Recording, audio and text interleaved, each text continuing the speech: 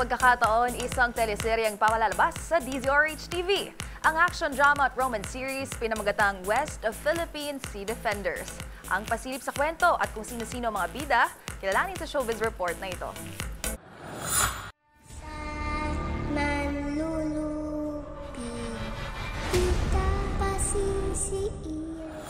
Simula November 5, mapapanood sa DZRH-TV ang action drama series na West Philippine Sea Defenders. Tampok ang kwento ng pag-asa, katatagan at pagkakaisa para ipaglaban ang sariling bayan.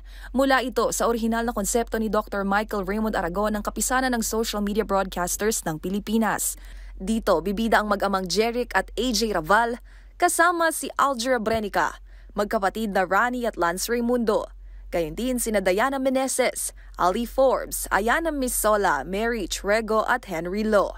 Ang istorya ng serye iikot sa nararanasang pambubuli ng bansa sa isang nuclear superpower nation na Kingdom of Manchuria.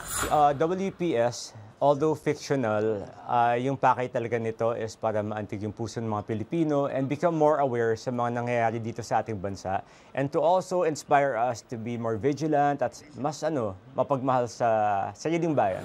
Kwento naman ng singer-actor na si Lance Raimundo, ito ang kauna-unahang pagkakataon na magkakasama sila ng kanyang kuya sa isang palabas. At first, akala ko may hirapan akong kalimutan na kuya ko siya kasi we're the closest brothers in the world. We wake up early, unang ginagawa namin, gym kagad, sport. So halos inseparable kami. So hindi may iiwasan na minsan you're too familiar with each other. And dito sa series kasi, he's not my brother at all. He's my boss. Pero paano kung sa gitna ng matinding tensyon sa pagitan ng mga organisasyon, may mabubuong pag-iibigan sa mga magkakalabang bida? Kung gusto mo akong ligawan, taluhin mo muna ako.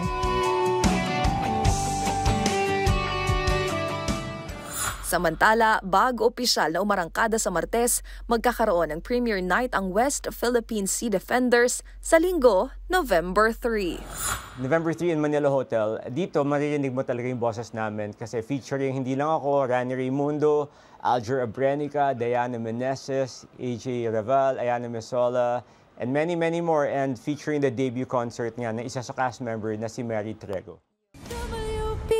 West Philippine Sea Defenders, mapapanood na simula November 5, alas 11 ng gabi sa DZRH-TV.